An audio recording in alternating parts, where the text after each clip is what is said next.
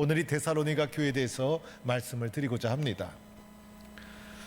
사도 바울이 2차 전도 여행 때 아시아에서 유럽으로 건너갑니다. 유럽의 첫 성 빌립보에서 복음을 전하다가 감옥에 갇힙니다. 감옥 속에서 기도와 찬송 속에 옥문이 열리고 기적적으로 감옥을 나와서 찾아간 곳이 바로 그 아랫도시 데살로니가, 오늘 바로 말씀드리는 이 지역입니다. 그래서 데살로니가 그곳에서 복음을 전하는데 많은 사람이 예수 믿고, 그런데 유대인들의 시기와 질투가 일어나서 성이 소동이 일어나는 바람에 그만 바울이 데살로니가 그 지역을 급하게 빠져나올 수밖에 없었어요. 그래서 데살로니가에서 나와서 그 밑에 있는 도시 아덴, 지금의 아테네, 그것을 거쳐서 맨 아래 도시 고린도에 가서 이제 사랑하는 디모데를 데살로니가로 파송을 합니다. 급하게 나왔는데 데살로니가 교회가 한란 가운데 서 있는지, 데살로니가 교회가 잘하고 있는지, 디모데가 얼마 후에 가져온 소식은 너무나 기쁜 소식이었어요. 그 데살로니가 교회가 환난과 시련 가운데서도 꿋꿋이 세워져가는 아름다운 공동체를 이루고 있었던 거예요. 그래서 너무나 감격해서 바울이 데살로니가 전서, 이 데살로니가 전서는 바울의 서신 중에 제일 1번으로 쓰여진 서신이에요. 그래서 데살로니가 전서를 쓰면서 데살로니가 교회를 칭찬하고 축복하는 장면이 오늘의 말씀이라 할 수가 있어요. 그래서 오늘 말씀해 보니 도대체 데살로니가 교회가 어떤 교회였을까? 오늘 말씀 6절에 쭉 가보니까 우리와 주를 본받는 자 되었다. 바울이 그곳에 복음을 전하지 않았습니까? 그래서 전해준 바울과 실라와 디모데를 본받을 뿐만 아니라 누구를 본받았습니까? 주 예수 그리스도를 본받는 교회가 바로 데살로니가 교회였다는 거예요. 그래서 여기서 보면 본받는 자 개인을 말하잖아요. 그래서 한 사람 한 사람이 각 사람 모두가 예수님을 본받는 교회로 성숙해 가서 데살로니가 교회 전체가 예수님을 본받는 교회였다는 거예요. 우리가 예수님 사랑하고 예수님 좋아하고 예수님 믿으면 당연히 예수님 닮아야 되지 않겠습니까? 그래서 예수 오래 믿으면요, 이런 말을 한 번쯤 들어야 돼요. 예수 닮아진 것 같아, 예수 많이 닮은 것 같아, 예수 오래 믿으면, 이런 말을 한 번쯤 듣는 것이 당연하다는 거예요. 도리어 예수 오래 믿었음에도 불구하고 예수님 닮지 못하면 그것이 잘못된 것이요, 비정상인 거예요. 그뿐이 아니었어요. 오늘 데살로니가 교회 7절의 말씀을 보니까요, 예수님을 본받는 교회였을 뿐 아니라 본이 되는 교회였어요. 본이 되는 교회. 그래서 오늘 설교 제목도 본받는 성도, 본이 되는 교회 이렇게 잡았어요. 그래서 많은 사람들이 나도 저렇게 예수 믿어야 되는데, 나도 저렇게 신앙생활 해야 되는데, 나도 저분 본받아야 되는데, 이렇게 본받기를 원하는 모델이 되는 신앙과 교회가 바로 데살로니가 교회였다는 거예요. 여러분 얼마나 흐뭇합니까? 우리 교회 성도들이 나를 보면서, 장로님을 보면서, 권사님 보면서 후배들이 나는 우리 장로님처럼 예수 믿고 싶어요, 우리 권사님처럼 예수 믿고 싶어요, 이런 말을 들으면 우리 교회가 얼마나 행복하겠어요? 우리가 얼마나 흐뭇하겠어요? 그런데 나는 저분처럼 예수 믿기 싫어 이러면요, 교회가 얼마나 불행한 것이겠어요? 그래서 우리들은요, 본이 되는 성도가 되어야 하는 거예요. 내가 예수 믿고 본이 될 때 그 후손들도 잘 되는 거예요. 그래서 후손들도 나도 우리 아버지처럼 예수 믿고 우리 어머니처럼 기도하고, 그래서 그것이 축복의 통로가 되고 힘이 되고, 그런데 예수를 평생 믿어도 나는 아버지처럼 예수 믿지 않을 거야. 여러분, 이것이 얼마나 큰 상처겠어요. 그래서 우리 교회 모든 성도들은 예수 잘 믿고 또 예수님 본받고 본이 되는 성도가 되어서 가정과 후손이, 교회가 큰 축복을 누리는 성도들이 다 될 수 있기를 축원합니다. 우리는 그렇게 살아가는 거예요. 그런데 어떤 특징이 있었길래 본이 되는 이런 교회가 될 수 있었을까? 오늘 말씀해 보니 데살로니가 교회의 3대 특징이 나와요. 3대 특징. 첫 번째로는 오늘 말씀 3절에 보니까 믿음의 역사가 있었던 교회였어요. 이게 데살로니가의 특징이었어요. 그래서 본이 되는 교회다 이렇게 칭찬받은 거예요. 믿음 생활을 하되 능력이 있었다는 거예요. 오늘 현실의 삶 속에서 어려움 닥치고 시련 닥치고 했을 때 쓰러지고 낙심하고 포기하면 그 믿음이 어떻게 됩니까? 그런데 오늘 현실의 삶 속에서 믿음을 가지고 능력 있게 어려움도 돌파해 나가고 시련도 넘어가고 힘들어도 견뎌 나가고, 그래서 실제적인 믿음이 있어서 능력을 드러내는 그러한 믿음을 가진 교회요 성도였다는 거예요. 여러분 얼마나 훌륭합니까? 믿음이 있다고 하면서 잠자는 믿음, 죽은 믿음이 있잖아요. 믿는다고 하면서 현실의 삶 속에서 작은 고난에도 쓰러지고 넘어지고 포기하고, 그럼 어떡합니까? 그래서 믿음 있는 우리들은 능력이 있어서 실제적으로 믿어서 오늘 현실의 삶 속에서 이겨나가고 고난도 넘어가고 이렇게 능력을 드러내는 이 실제적인 살아있는 믿음의 성도들, 이것이 데살로니가 교회 성도들이었어요. 그래서 이렇게 데살로니가 교회 성도들은 칭찬을 받은 거예요. 실제로 9절 말씀에 가보면요, 예수 믿고 이 복음의 능력이 확 드러나니까 우상에게서 돌아왔다고 해요. 우상을 믿던 사람들도요, 우상에서 돌아오는 거 쉽지가 않아요. 그런데 믿음의 능력이 있으니까 우상에게서 돌아왔다, 실제적인 능력을 나타냈던 교회의 성도들의 모습이 데살로니가 교회 성도들이었어요. 그래서 그들의 특징이 믿음의 역사가 있었다. 두 번째 특징은요, 사랑의 수고가 있었어요. 그래서 믿음의 역사가 있으니까 사랑의 수고가 뒤따른 거예요. 믿음의 역사가 올라오니까 사랑이 충만해지고, 이 충만한 사랑으로 희생과 섬김과 봉사와 헌신이 뒤따라가고, 그래서 수고를 해도 아깝지가 않고, 여러분 사랑하는 자를 위해서, 사랑하는 곳을 위해서 내 몸 바쳐 희생, 섬김, 봉사하면요 얼마나 가치 있는 일이에요. 얼마나 보람 있는 일이에요. 오늘 데살로니가 교회는요 환란이 있었어요. 6절에 보니까 많은 환란 가운데서 이런 말씀이 있어요.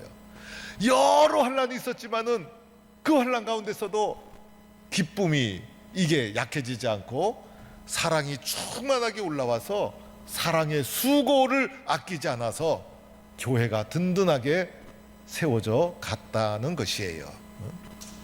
오늘 한국교회가 봉사가 줄어들고 또 헌신에 대한 열심이 줄어들어서 걱정이에요.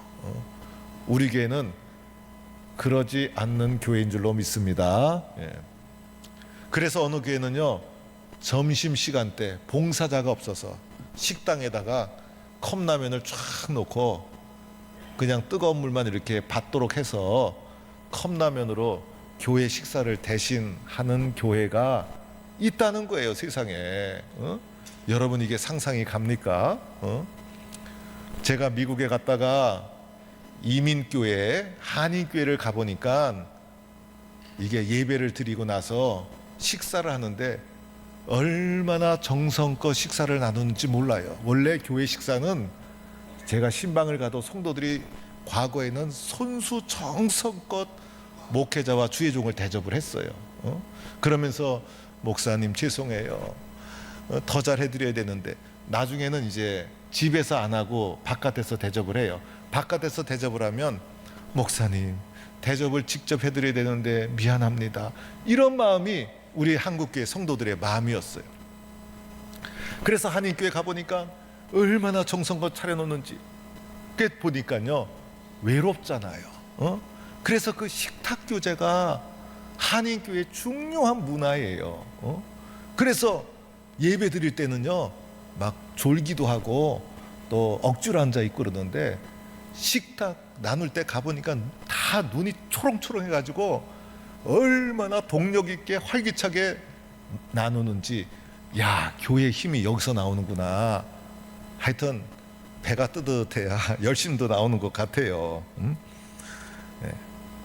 우리 교회 성도들은 주님을 위해서라면, 주님의 교회를 너무 사랑하고 예수님 사랑해서 사랑의 수고와 봉사를 기쁨으로 감당하는 우리 동부의 성도들이 될 수 있기를 바랍니다. 세 번째 특징은 소망의 인내. 소망의 인내. 그래서 어렵고 힘들어도 소망을 인내로서 견디고, 그리고 포기하지 않고 끝까지 붙잡고 나가는 끈기 있는 소망의 인내가 있는 교회. 그래서 3절에는요 소망의 내용까지도 말씀하고 있어요. 우리 주 예수 그리스도에 대한 소망의 인내, 즉 소망의 인내는요 예수님을 바라보는 인내였어요. 그래서 현실의 삶 속에서 어려울 때 예수님 바라보고 인내하고, 현실의 삶 속에서 고난이 닥치면 주님 바라보고 인내하고, 그래서 예수님 바라보며 소망의 인내를 끝까지 가지고 나간 교회가 데살로니가 교회. 그래서 데살로니가 교회의 특징은요 믿음의 역사, 사랑의 수고, 소망의 인내가 충만한 교회. 그런데 고린도전서 13장 13절에 가보면 사도 바울이 이제 믿음, 소망, 사랑, 이 세 가지는 항상 있을 것인데 그 중에 최고는 사랑이다 라고 말씀했는데, 여기서 말씀하신 믿음, 소망, 사랑을 순서는 바뀌었지만은 그대로 이것을 가지고 교회의 모습으로 칭찬하고 있는 거예요. 그래서 믿음의 능력이 있었죠, 사랑의 수고가 있었죠, 그리고 소망의 인내가 있었죠. 이것이 데살로니가 교회의 특징으로 드러난 거예요. 그래서 사람들이 데살로니가 교회를 보고선, 야, 저 교회는 하나님이 선택해 주신 교회다, 저 교회는 진짜 교회다, 저 교회는 예수 진짜 믿는 사람들이 모여있는 교회다, 이렇게 칭찬하고 증거가 되는 교회가 데살로니가 교회였다는 거예요. 여러분, 우리 포항 동북교회도 이러한 데살로니가 교회처럼 은혜 충만한 교회가 되기를 축원합니다. 저는 교회의 흉을 잘 보질 않아요. 특히 강대상에서 이웃교회와 남의 교회를 판단하거나 비판하지 않습니다. 교회 비판하는 것은 우리에게 주어진 몫이 아니에요. 우리는 교회를 섬기고 사랑하고 존중하는 것이 우리의 역할. 그곳에도 하나님의 교회가 있는데, 비판하는 내가 만약 그 교회 성도였더라면 내가 그 교회 성도만큼 잘할 수 있을까? 그렇지가 않아요. 우리들은 겸손하게 다른 교회와 상관없이 내 교회를 충성되게 섬겨나가는 거예요. 우리가 밖에 나가서 부모님 흉 안 보잖아요. 내 교회의 흉, 그리고 한국 교회의 흉 보는 거 아니에요. 다 내 죄로 여기고, 내 잘못으로 여기고, 내 부족으로 여기고, 기도하고 회개하고, 나부터 겸손히 잘 섬겨서 나의 작은 섬김이 이 마중물이 되고 불쏘시개가 되어서 우리 교회도 변화시키고 한국 교회도 변화시켜 주옵소서. 이것이 성경적인 태도예요. 그러나 현실적으로 보면 교회답지 않은 교회가 사실 많은 것이 현실이에요.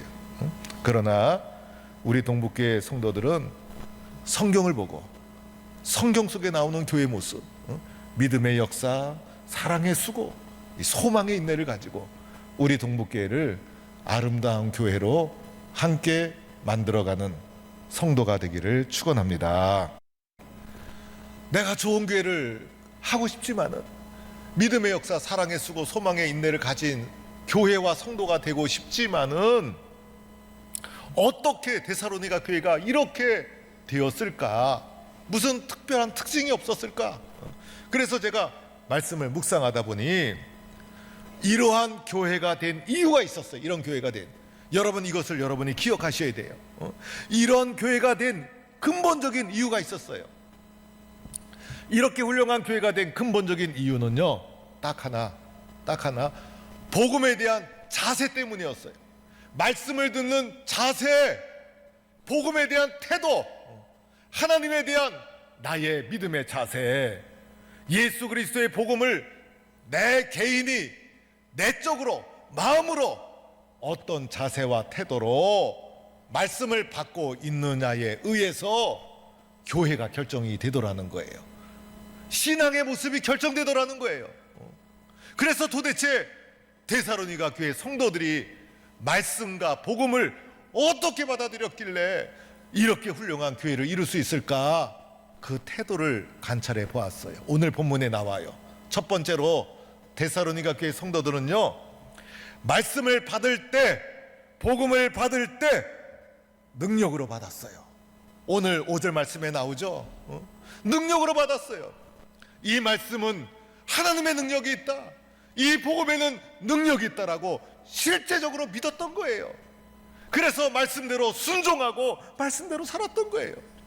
이 말씀만이 나를 변화시켜 주시고, 말씀만이 나를 구원해 주시고, 말씀만이 나에게 힘이 된다고 실제적으로 오늘의 삶 속에서 믿었다는 거예요. 그래서 말씀을 능력으로 마음판에서 받아들였기 때문에 이렇게 믿음의 능력이 나타나는 교회가 될 수 있었어요. 말씀대로 이루어질 줄로 믿습니다. 말씀대로 될 줄로 믿습니다. 말씀을 들을 때 말로만 듣지 않고 귀로만 듣지 않고 한쪽으로 듣고 가볍게 넘기지 않고 진지하게, 신중하게, 진실하게 말씀을 수용하고 아멘으로, 능력으로 믿었기 때문에 이렇게 훌륭한 신앙인이 되어질 수 있었다는 거예요. 두 번째 특징은요, 복음을 받아들일 때 성령으로 받았어요. 이 성령으로 받았다는 것은요, 기쁨으로, 고할의 기절에는 또 그렇게 나와요. 성령의 기쁨으로 받았다는 거예요. 그래서 뜨거운 마음으로, 사모하는 마음으로, 그래서 뜨겁고 사모하고 기다리는 마음으로, 갈급해하는 마음으로 말씀을 마음판에 받아들였다는 거예요. 그래서 데살로니가 교회 성도들은 사랑의 수고를 아끼지 않는 믿음의 모습을 가질 수가 있었어요. 세 번째는요, 말씀과 복음을 받을 때에 큰 확신으로 받았다. 의심을 조금도 하지 않고 확신과 믿음으로 충만한 마음으로 하나님의 말씀을 마음판에 받아들였던 거예요. 이러한 말씀에 대한 자세와 태도가 그들의 신앙을 결정짓게 된 것이고, 그 결과 이렇게 믿음의 수고와 믿음의 능력과 사랑의 수고와 소망의 인내를 가진 교회로 나아갈 수가 있었다는 거예요.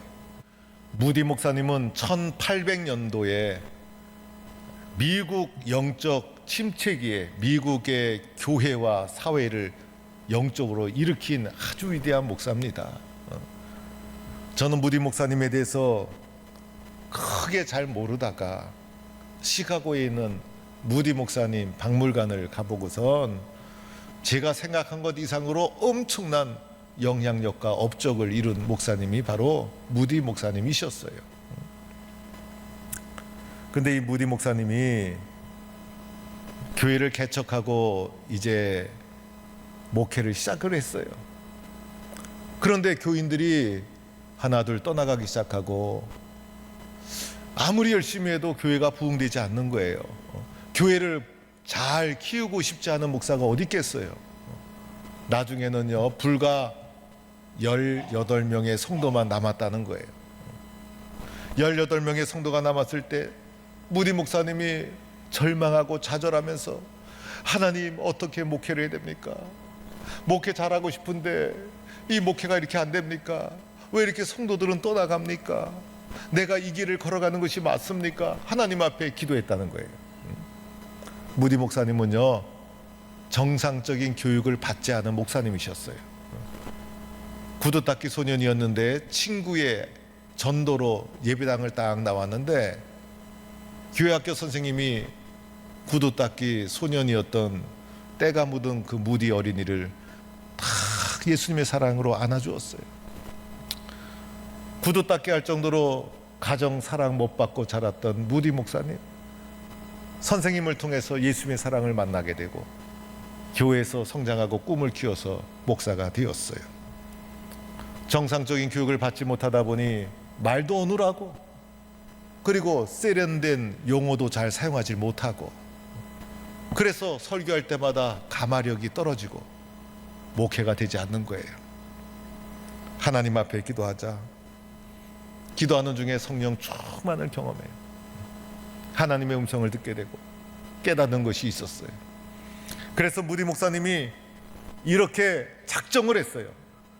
나는 하나님의 말씀만 전한다. 나는 하나님의 말씀만 전한다. 그래서 무디 목사님은 설교할 때 예화도 쓰지 않고, 그리고 세상의 문화적인 재미있는 얘기도 하지 않고 무조건 성경 이야기만 했다는 거예요. 그래서 무디 목사님의 설교는요, 지루하게 성경을 띄엄띄엄 읽는 것과 같은 그것이 바로 무디 목사님의 설교였다는 거예요. 그런데 그 무디 목사님의 설교만, 말씀만 전하는, 성경만 전하는 그 설교가 그 당시 영적으로 갈급해하는 성도들의 마음에 심령에 꽂히면서 수많은 사람을 변화시키는 엄청난 능력 있는 말씀으로 쓰여지게 되는 거예요.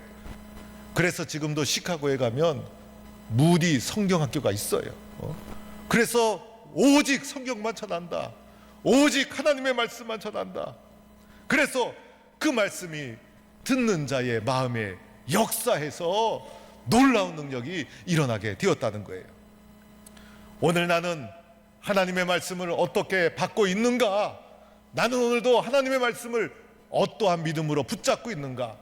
어떠한 태도와 자세로 하나님의 말씀을 붙잡고 있는가? 간절한 마음으로, 큰 확신으로, 믿음의 능력으로 하나님의 말씀을 붙잡아서 하나님 앞에 능력 있게 살아가는 성도가 될 수 있기를 축원합니다. 오늘 데살로니가 교회 성도들 믿음의 역사, 사랑의 수고, 소망의 인내로 본을 이루는, 본이 되는 공동체를 이루었던 것처럼 우리 포항동부의 모든 성도들이 하나님의 말씀을 능력으로 받고, 하나님의 말씀을 또 기쁨으로 받고, 하나님의 말씀을 확신으로 받아서 이렇게 쓰임받는 교회와 성도가 되기를 간절히 축원합니다.